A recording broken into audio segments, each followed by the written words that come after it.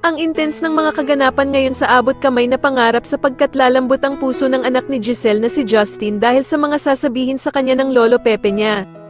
Dito nga ay tuluyan ng makakausap ni Don Pepe ang apo niyang si Justin, at dito nga ay pakikiusapan niya ito tungkol sa ina nitong si Giselle. Samantala matapos nga ang naging pagtatalo nila Giselle at anak nitong si Justin, ay bigla namang dadating si Eric na nag-alaga at nagpalaki dito. Kaya naman ay biglang matitigilan si Giselle nang sabihin ni Eric na wag daw nitong saktan ang anak niyang si Justin.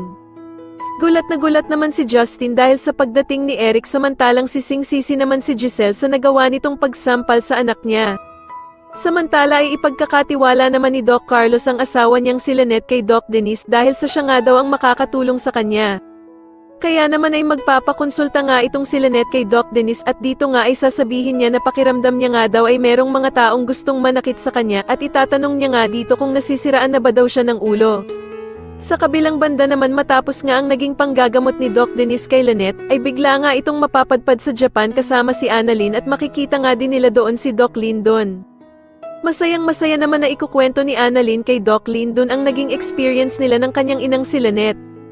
Dito nga ay sasabihin niya na sobrang saya daw niya dahil sa first time niyang sumakay ng eroplano kasama ang ina niyang si Lynette na first time din nga daw na sumakay dito.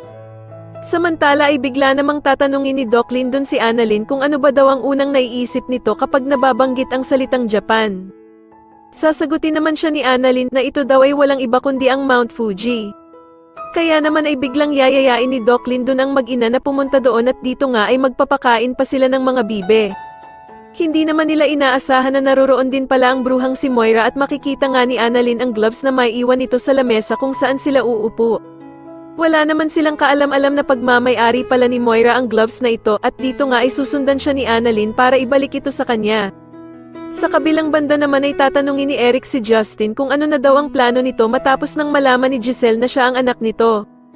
Pero sasagutin naman siya ni Justin na wala daw siyang ibang balak dahil sa kinalimutan na niya ang ina niya at pinatay na nga daw niya ito sa isipan niya. Sa tingin niyo ano na naman kaya ang binabalak ng bruhang si Moira sa pagsunod nito sa Japan kila Annalyn at Lynette? Mas lalo na nga talagang nagiging exciting ang mga susunod na kaganapan kaya naman ay mas lalo pa nating abangan ang mas lalong gumigandang abot kamay na pangarap. Maraming salamat po sa inyong panonood at sana po ay masubscribe niyo ako. Maraming salamat po.